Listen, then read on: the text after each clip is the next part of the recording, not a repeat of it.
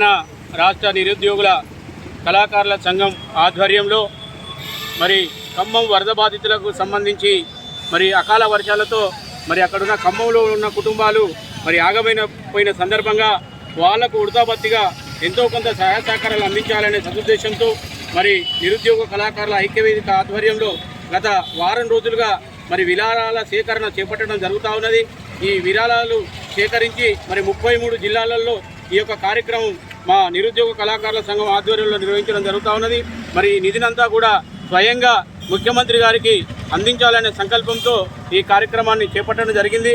మరి ఈ కార్యక్రమం యొక్క ఉద్దేశం ఏంటి అనంటే, మేము తెలంగాణ రాష్ట్రం కోసం మరి అనేక సంవత్సరాల నుంచి మరి ఉద్యమాల్లో కానీ మరి ఉద్యమం రూపొందుకోవడానికి మా ఆటలు, మా పాటలు, మా గొంతులు ఎంతో ఉపయోగపడ్డాయి. మా పాటలతోటే, మా ఆటలతోటే ఉద్యమాన్ని ఉర్రూతొలగించడం.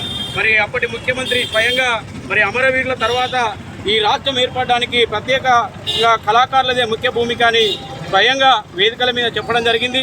మరి మాటల వరకే మరి కేసీఆర్ గారు ఈ కళాకారులను తప్పిప్పు చేసిండు, కానీ కళాకారులకు ఎక్కడ కూడా న్యాయం చేయలేదు.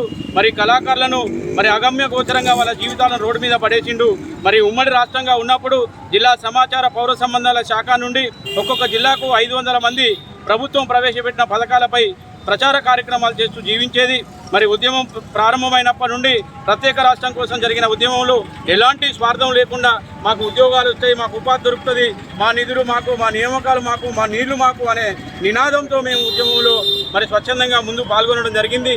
మరి మాకు అన్యాయం చేసి జిల్లాకు 500 మంది ఉంటే మరి రాష్ట్ర వ్యాప్తంగా ఒక 550 మందికి సాంస్కృతిక సారథి పేరుతో ఉద్యోగ అవకాశాలు కల్పించి మిగతా వారిని అందరినీ కూడా మరి ఆగం చేసిన ఘనత గత ముఖ్యమంత్రి కేసీఆర్కే దక్కుతుంది.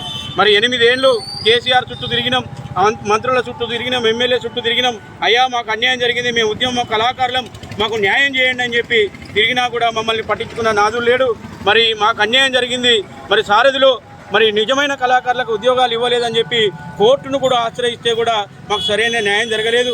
మరి మాకు న్యాయం జరగలేదని చెప్పి మరి గాంధీ భవన్కి వెళ్ళి మరి అప్పుడున్న PCC ప్రెసిడెంట్ అయినటువంటి ఇప్పుడున్న ముఖ్యమంత్రి గౌరవ రేవంత్ రెడ్డి గారిని కలిసి, అయ్యా మాకు TRS పార్టీ అన్యాయం చేసింది, మాకు మీరన్నా న్యాయం చేయాలి, మీకోసం మేము పాటలు పాడతాం, మాట్లాడతాం, మా గొంతును గ్రామీణ ప్రాంతాల్లో సైతం వినిపించి ఇందిరమ్మ రాజ్యం కోసం మా వంతు పనిచేస్తామని చెప్తే ఆయన అధికారంలోకి రాగానే మీకు 3 నెలల్లో ఉద్యోగాలు ఇస్తా అని చెప్పి ప్రకటించడం జరిగింది.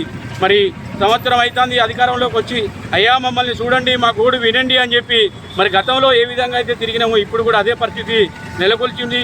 కాబట్టి ఈ విరాళాల సేకరణ ద్వారా అయినా రాష్ట్ర వ్యాప్తంగా మేము ప్రజల్లో తిరిగినట్టుంటుంది, మేము నిరుద్యోగ కళాకారులం అని చెప్పి ప్రజలకు తెలుస్తుంది అనే నినాదంతో మరి మా స్వార్థంతో కూడా ఖమ్మం వరద బాధితులకు సహాయం అందించాలనే సంకల్పంతో ఈ యొక్క విరాళాల సేకరణ చేపట్టడం జరిగింది. మరి విరాళాల సేకరణ అంతా కూడా మరి రాష్ట్ర వ్యాప్తంగా వసూలు చేసిన నిధిని స్వయంగా ముఖ్యమంత్రి గారికి అందించి మా గోడును విన్నవించుకోవాలనే సంకల్పంతో ఈ కార్యక్రమాన్ని చేపట్టడం జరిగింది.